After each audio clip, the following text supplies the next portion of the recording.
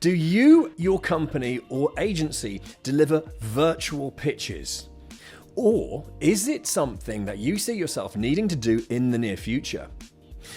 Pitching virtually is a new skill set that deserves consideration and focus because of the need to make up for all of the nuances and details that are lost when you're not there to pitch in person. To develop and ultimately deliver a knockout virtual pitch, you need a strategy and a formula to follow. So this week on the show, we're going to cover in detail what you need to do to reliably create winning virtual pitches.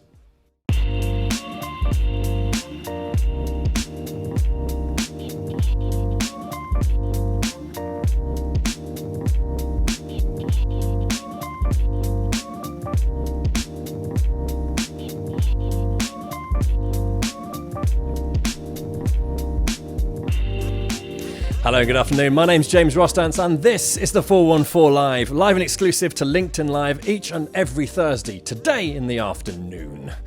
So the 414 is for you if you're a professional marketer, whether you work in-house at an agency or doing some magical stuff in a company. And each and every week, I speak with some of the greatest and most interesting minds in B2B marketing so that you can directly expand and enhance your professional knowledge. Professional knowledge, I still got the word wrong, for you to expand and enhance your professional knowledge each and every week and to do better in your job and to deliver better results for your company and or clients. So this week, as mentioned, we're going to be looking into the art of pitching digitally. We're doing a lot more of it right now, and it's very much a skill that you and your company needs to get a handle on. And I've been recently speaking with our guest today, who's really put some thought and effort into developing the art of pitching virtually. So with that said, please welcome, joining me live from Marlborough in Wiltshire, Mr. Alex Price. Good afternoon, Alex. Hello, James. Thanks for having me. Hey, there we go. I got the county right. For some reason, I was convinced that Marlborough was in some other county other than Wiltshire, but we've confirmed this. It's definitely in Wiltshire, isn't it? It is indeed. Yeah, nailed it. Well done. Thank you. I'm done for the day then. Right. Well, actually, it's not my geographical knowledge that we're here to talk about. It's your interest and focus on pitching digitally, which, is a super relevant skill right now. So with that said, could we dive straight into and start with me asking, how do you, first of all, recommend people set about preparing to work on developing a virtual pitch? Good question. So I think, first of all, there's so much to think about as an kind of internal process. As a team, I think for us, we're usually pitching. It's not always just myself. There might be multiple people involved in a pitch. So I think there's a lot of internal planning to think about in terms of getting the foundations in place ahead of a pitch. I think much in the same way that a real life kind of in-person pitch might be. I think for context, for anyone watching and listening, is that for a while now, as an agency, we haven't done kind of written proposals anymore. We're kind of big believers in the pitch, the presentation being the best way of communicating the work that we do to the clients that we're looking to work with. And so about a year ago, we said we're not doing any more written proposals. If a client wants to receive a proposal from us, then it's going to be in a kind of deck proposal form. And so that's what we started doing. And so I was seeing really good results from doing that. And then, of course, COVID struck and we've been forced into the virtual pitch. And I should say that we were doing some pitches virtually before anyway, because we were working with clients all over the world. And so it was semi-normal. But I think when lockdown hit and this became a much more important skill, it really made us think a bit harder about kind of how we set things up. So as I mentioned, that kind of team collaboration and alignment piece, I think, is so important in clarifying roles and responsibilities, making sure you're all comfortable with the structure of the deck, the tools that you're using, how you're kind of driving the deck. I think if there's multiple people involved, you kind of want to avoid too much back and forth in terms of, can you move to the next slide, please? And there are actually some kind of remote screen control things that you can do. So over Zoom, you can actually take control of somebody else's screen. And sometimes control a deck is one kind of tip that we established. So I guess in a nutshell, it's really plan and think about it. It's not something where you can rock up to a virtual pitch that's happening at 3 at 2:59 and just kind of dive in. I think you can, but I don't think you're going to see the best results from approaching it that way. So yeah, lots to think about in the run up. Much like with a real pitch, then, where you wouldn't just rock up unprepared for that. Now, being a bit of a technical chap myself, I love all that stuff. We'll jump right into the technical setup in just a second. But I thought it was interesting what you said there about the fact that you were doing this significantly before COVID set in. It wasn't instigated by that. So this is why you've got a bit of a running advantage on all of this. I guess so, yeah. I mean, I'm sure there's still things to learn. I think as we talk about the technology, we can dive into that, because I've definitely learned some things from yourself just getting set up for this kind of live podcast and all the tools and tech that you're using. So even some learning. I think it's one of those things where you can always keep going, right? You can keep progressing all the things that you're using and the technology and the lighting and the cameras, and it's kind of a sliding scale of how much effort you want to put into things. But yeah, it's definitely been on our radar for a while. And I would have thought most agencies kind of beyond a certain size. I think a lot of technology companies, software companies, SDRs, salespeople are used to doing screen shares and kind of running people through things. But I think, as I say, with the COVID lockdown period, I think it was a really nice chance just to really think a bit harder about it. And as you say, with a normal pitch, you still wouldn't rock up with 1 minute before unprepared. But I think the informality of just sitting in your bedroom and being in front of a computer can sometimes make you think that it's I guess you can drop the levels of importance that need to go into the run up, and you think, oh, I'll just click on Zoom and I'm ready to go. But I think there's definitely merits in a bit more thought going into the process. But yeah, let's talk about the technology side. Well, you've set it up perfectly right there. So I think it'd be really nice to do almost like a bullet point checklist of the technical elements that you recommend that people go through to get it right from a technical point of view. So, phrased perhaps more succinctly. So, what are the individual checkpoints that you like to go through to make sure that the technical delivery of a virtual pitch is on point? Yeah, so I think cameras, mics, lighting, and kind of headphones are probably the four major categories to think about. So lighting, as you well know yourself, and you prompted me well to make sure I've got a nice natural source of light in front of me, which I'm lucky to have in my kind of home office where I am anyway. But I think if you have glare, if the window's behind you, you get a lot of downsides of lighting not being correct. And there are I've seen some people using these kind of ring lights, LED lights that you can plug in and put above your screen or something, which I guess can give you a bit of a boost, but natural light, I guess, always works best. But you're the expert on that one, I think. I guess from a camera's perspective, I use an external webcam, which is just of a slightly higher standard and high quality, and just gives a bit more focus and maybe a bit of depth of field, and I guess you can just frame things a bit better that way. And then I've also got an external microphone that I use that I think just hopefully increases the sound levels and quality a bit in terms of the audio side of things. But those are kind of the major areas just from a technical basics perspective, and we can think about also how you frame things and backgrounds and making sure you've got screens in the right places and those kind of things as well. I guess we tend to use Zoom and Google Meet and all the usual tools for sharing things. I don't really have a preference there. I think having an ability to record things is important, which we can maybe talk a little bit more about. But also screen. So I think depending on how you pitch and how you go about the pitch process, some people like to have a prompt on screen in front of them. They like to have some slide notes. So you've got to think quite carefully about how you share your screen, which window you're sharing. Are you just sharing a tab? All of those kind of small details, because that can be quite a key part to getting things right, and making sure that you don't share things you shouldn't be sharing to clients, but just create a kind of overall smooth experience. That's always a good thing to not share things that you weren't supposed to. I haven't heard of any horror stories on that. I mean, I did like at the beginning of COVID how there was a few awesome things of people not realizing that they're on screen still and they're walking around in their pants. And from what I could tell, they weren't set up either. Those were genuine, which was good. Yeah, I think there's been a lot of that. And I think you could argue that that's obviously not being seen in your pants, maybe ideally, but I think there's some positives to the informality, right, of the virtual pitch. And I think we've all seen that, we've seen the insides of each other's living rooms, and we've had animals and cats and dogs, and I've got a cat just over my shoulder. I'm not even sure if he's in shot, but there's an informality which I think can help to actually break down barriers that you wouldn't get if you were going into a big corporate office in a boardroom or coming into an agency office or something. And I think that can be quite a good thing overall, depending on what you're pitching and how you're positioned. But it makes it a bit more personal, I guess, in a certain way, which is good. But I have had a few horror stories of, particularly with the screen sharing element. I guess a hot tip is make sure that you share just your specific deck window, whether that's a browser tab. I mean, we use Google Slides to do most of our presentations, but make sure you share just that and not the entire screen.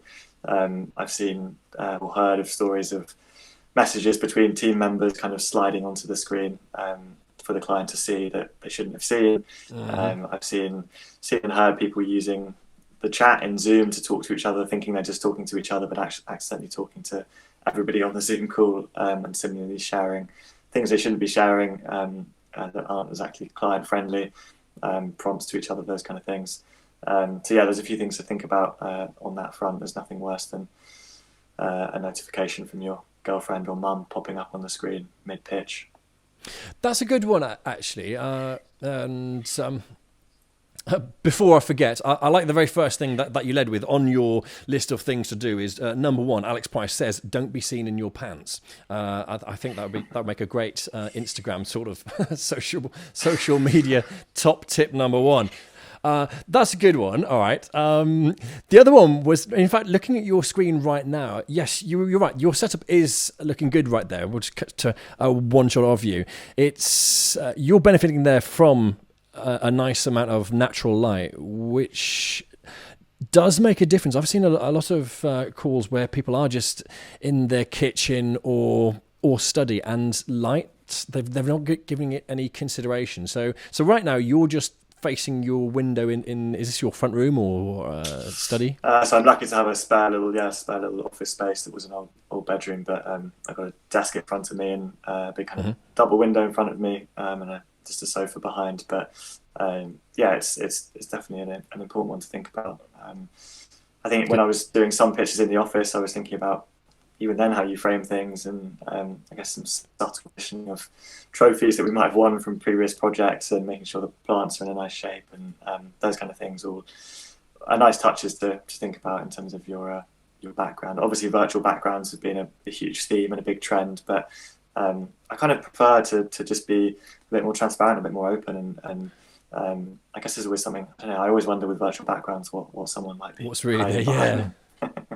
That's a really good point, actually. The idea that, first and foremost, that where you are right now is your actual live studio. And if you're then working from home a lot, or indeed in the case of delivering your virtual pitch, putting some thought into it whereby you might have previous awards just nicely arranged on your shelf or whatever in the background, that could be a really nice touch, because people do notice details, and particularly in the creative sphere, details are super important.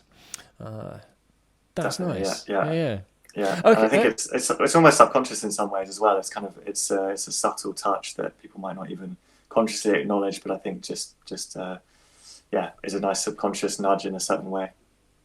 So as a recap on this, first of all, first of all, we're covering where you are, your studio. It's not just a case of flipping up your MacBook or other portable computers are available, that kind of thing. It's not just a case of flipping up your screen. You're wanting to put some thought in beforehand for your scene, and crucially making sure it's lit nicely by quite simply facing a window nicely, or the ring light, as you say. And then after your setup, you are then advocating making sure that you actually, as I see it, prepare or doing a rehearsal of your technical equipment. So that was in a large part to make sure you're not showing stuff that you're not wanting to, and for the benefit of an overall good presentation. Is that a fair way of summarising everything so far? Yeah, definitely. I think avoiding technical glitches too. I think I've got multiple things plugged in. I've got a podcast mic and I've got a headset and I've got Bluetooth headphones and all that kind of thing. So I always check my audio settings before I get on a call to make sure that I'm connected up in the right way and I'm talking into the right thing. And lots of people have things like AirPods, which as soon as they open the case, they will take them out. They might connect by accident and mute gets toggled on and off and all these kind of things. So I think I think by this point most people are hopefully probably used to those kind of basics. But still worth putting some thought into them when you're getting ready to go.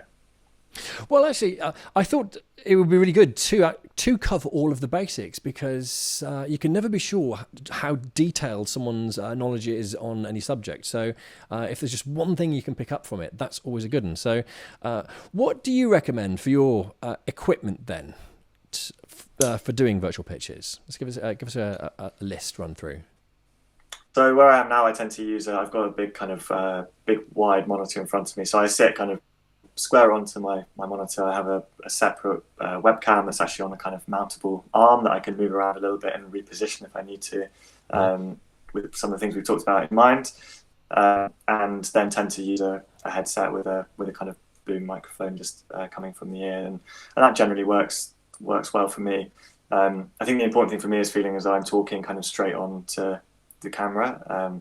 I've seen some kind of pitch setups where the person doing the pitch suddenly is just kind of looking down off to the right, and all you see is basically the top of their head as they kind of are just staring off to the side, looking at their screen and looking at their slides. Obviously, different tools and platforms for doing pitches work slightly differently. So on Zoom, when you share your screen, you've got like little boxes then next to you. So there's not as much onus on you when you are showing your screen. But I still think if you can, it's nice to be set up to kind of be square on and facing the camera and really make it feel like you're talking to the people that are listening to you pitch. I guess I should just cover off that this maybe is a bit of a basic one, but I am always in favour of leaving my camera on. I think there's lots of personal reasons and different reasons why people might not want to constantly be broadcasting, and I know the whole Zoom fatigue thing has become a bit of a thing, but I think if in any pitch environment, like it's an opportunity to connect with the person that you're selling to in some way or another, and I think that's much easier to do when you can kind of look someone in the eye, albeit virtually. So yeah, the basics are definitely important. That equipment that I use kind of works pretty well for me overall. I don't think there's a right or wrong, but I think it's just worth kind of putting some thought into making sure it's all smooth and set up to give the best quality possible overall. With you. Now, with multiple people involved, that's a terrible way of explaining it. No, let me restart that question. Right, so far we've been really covering a pitch delivered by a singular person. But when there are other people involved, how do you set about getting them involved in the preparation process, and what's their input? Yeah, so most of our proposals are created through Google Slides, so that's naturally a kind of nice cloud-based tool where everybody can collaborate. You can see who's working on what, and you can see edits as they're happening live. So that kind of preparation phase of preparing a deck is quite straightforward. We'll agree. We use Slack for internal comms, so we'll have all the conversations necessary to kind of talk through the deck in advance, and then obviously really important to make sure you clarify who's talking through which parts of the deck. And that will then define whether or not you or somebody else should be actually steering the deck. I guess ideally you want to avoid a situation where you run through 4 slides and then you stop sharing your screen and the next person starts sharing their screen and then picks it up. It's that kind of interruption that I think can interrupt the flow of a good pitch overall.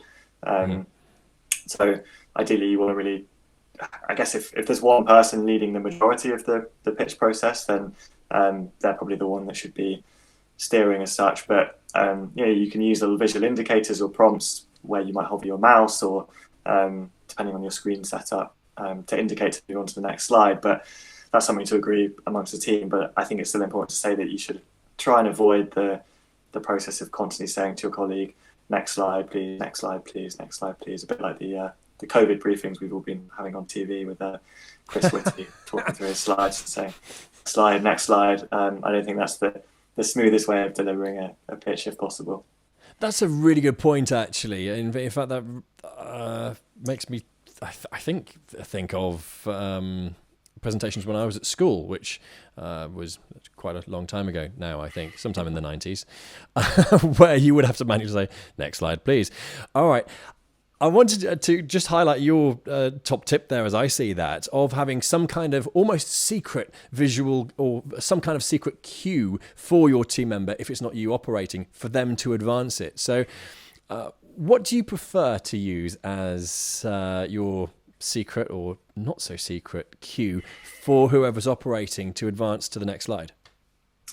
Yeah, it's a bit of a nuanced one depending on who you're pitching with and their kind of screen setup. Because if you've just got one screen, if you're just on a MacBook Pro and you go full screen to share your deck, that's kind of all you can see. I actually have potentially a laptop next to me as well, or I've got an iPad that's on an alarm next to my screen. So I also have the deck running separately alongside. So I've got my version that I'm sharing with whoever we're doing the pitch to. But then I've got another version next to me so I can see which slides are coming up next. And it all depends, I think, on how familiar you are with the deck and how much of a prompt you need. But if you've got a secondary screen and a kind of slave monitor that you can look at, you can then potentially hover over slides or see which one your colleagues are viewing. On Google Slides, you can see a little circle with the person's face on that shows which slide they're looking at. So you could potentially figure out a way between you to indicate that if you move on to the next slide on your secondary screen, and that's the prompt for that person to also see that and then flick the slide on for you. I guess you could argue that if you've got this really polished and you're well rehearsed, almost in terms of exactly what you're going to say, then the person should be able to kind of preempt when you're ready to move on to the next slide, almost just by sensing it in your voice and natural pauses and all of those kind of things. But yeah, the seeing where someone's looking at the Google Slides with a little icon on them is maybe a good tip for people that do use Google Slides as well. Okay, you know what? I think you've set us up nicely now to talk of the area of preparation and rehearsal. Now, playing sort of devil's advocate on this one, I would imagine it would be very easy to assume that you would just turn up, do the virtual pitch, and that's it. But what is your take, and what do you recommend in terms of actually rehearsing the pitch? Yeah, so I think if it's a new format and something that you're not that familiar with, then definitely a full, thorough run through from end to end is the best way of doing things. I think for us, we're using kind of similar structures at least to our pitch decks pretty regularly. So I guess myself, my team kind of have a pretty good understanding of what's coming next, and there's not as much needed, but definitely an agreement on who's presenting what, who's talking about which slides is necessary up front. But I think it's also important to talk about preparation for the client, because ultimately this is all about kind of client experience above everything else, and that you're trying to sell something, and it has to be a smooth experience for whoever's on the other end of that. And so, small things like sending the link through again to the video call maybe 15 minutes before, so the client's got it kind of easy and ready to go. Hopefully they'll have a calendar invite anyway, but those kind of things in terms of just being really clear with the client what they should be expecting, who's going to be on the call, just avoiding any surprises, being really clear about process and agenda. I think it just helps to create a more relaxed and easy environment for people to come into a kind of pitch situation, because it can still be weird. I know I'm talking about this as if we're all really used to it now, but I think there's still something a bit alien about just popping up on someone's screen and diving into things. So, and on that point, I think I was thinking a lot recently about it's quite easy to fall into the trap of going straight into the sales process and straight into the deck. I think if you think about pitching in real life, someone might come and meet you at the lift or in the lobby, and they take you up and you make some small talk, and there's a chance to connect kind of around the edges, which I think is worth actively thinking about in this kind of forum as well. That's a really good point, actually. And in fact, I mentioned it, I believe, in the intro to this, about how there are certain nuances that are lost potentially with giving virtual pitches. So, and I know small talk gets a bad rap, and in fact, small talk done badly. What's the adage I heard for that? Small talk is simply polite disengagement. When someone doesn't I've liked that for a long time. But there is, now you mentioned it, a lot to be said for getting into the almost like a groove or a flow, and just connecting personally with whoever it is you're there to speak with before getting down to the matter in hand. So do you have any go-to elements that you like to maybe use and talk about during preamble? Now, being British, of course, weather normally factors into there, but what else can we talk about that's not just the weather? I was going to say weather and COVID. I pretty much every preface to every pitch I do, I think, at the moment. I think it's all the kind of topical news that's quite easy. But I think if you've done some research about who you're talking to, hopefully you've got some things which are relevant to their business and what they've been up to recently, and interesting questions to ask. So I think having some insight into who they are and what they do should give you some fuel there. But I think I agree with you in principle. Like, you don't want it to be forced. You don't want it to be fake. Not everybody's always in the mood, and sometimes pitches there might be, for me, there might be 7-10 other people from the client side, and we might have only actually spoken to one before, and everyone else is kind of just there as a spectator. So trying to get engagement is quite tough. But I think at the very least, doing some like informal introductions at the start and making sure you go through that round of who's who is just a really nice way of everyone having a chance to speak first, and I think that gives them the chance to feel like they're brought in and engaged, and not just sitting there with their camera off, kind of working on something else and tapping on emails. And I think that's a big risk with the virtual pitch, is that people just turn off their camera and kind of have it on the side on a screen, and it's like secondary to what they're doing. So it's important to think about how you can get people brought into the process, even if they are as kind of the secondary tier of the decision-making unit as such. Yes, because everyone's important in ultimately helping, as you say, with the decision-making units. That's a nice tip, actually, about using your research beforehand to have a nice understanding about the company, so that you can then use it and discuss it lightly before we get down to business. That's nice.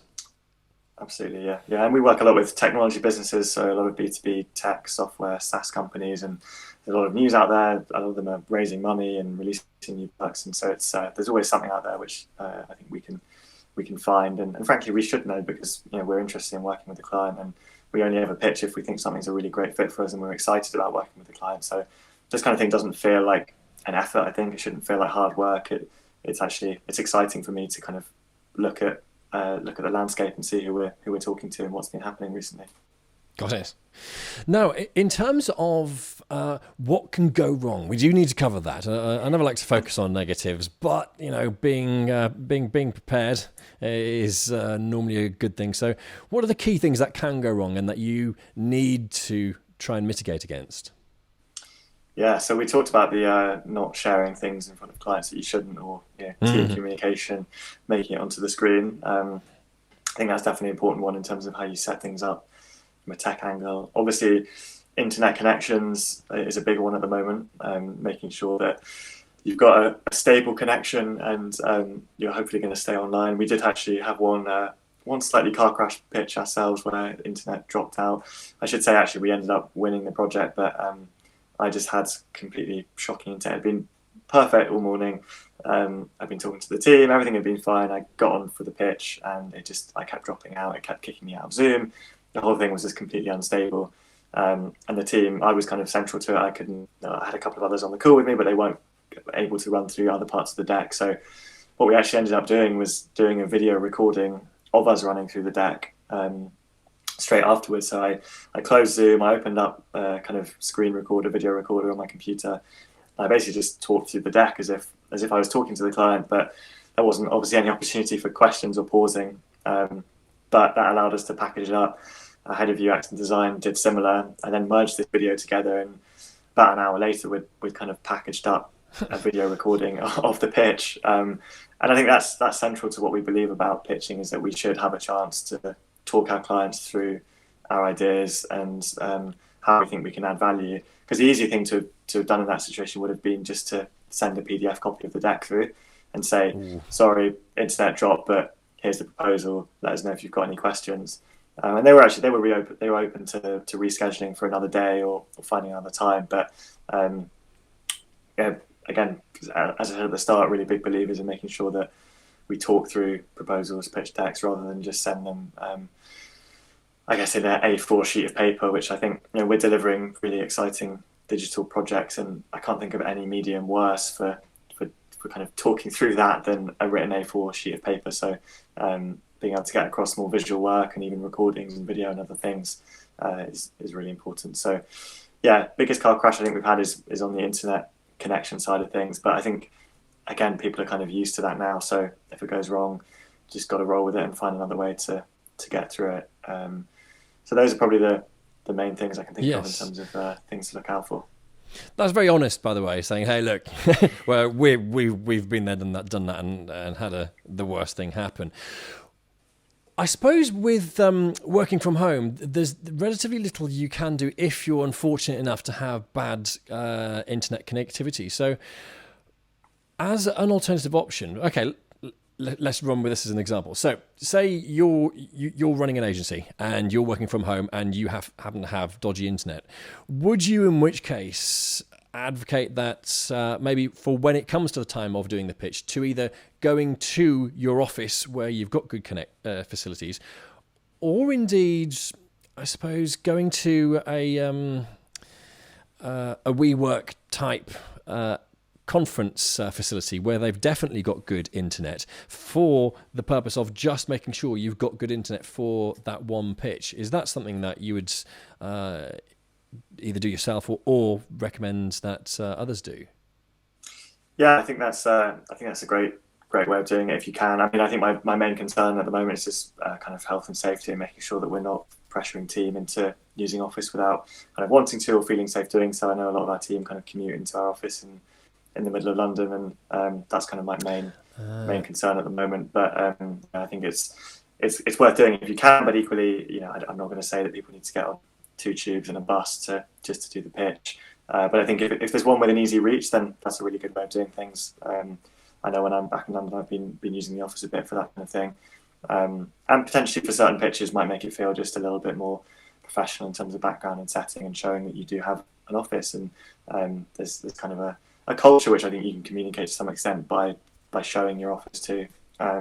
One thing we've actually done on this front recently is buy one of the team a kind of like a 4G dongle that they can plug into their computer. So we've had one of the team one of our SEO team that occasionally joins pitches has had some dodgy internet connections with, I won't name the provider in case we get in trouble on your live broadcast, but one of the big internet providers, and so we decided the best solution would be to get him a SIM card, and he happens to live in an area where there's great mobile signal, so we're covering the cost of that, and he just uses it for when we have a pitch, just so that it's a bit more reliable. Obviously, when we're talking internally, if he drops out, it's not the end of the world, but we're using a USB dongle when things are a bit more important to stay online.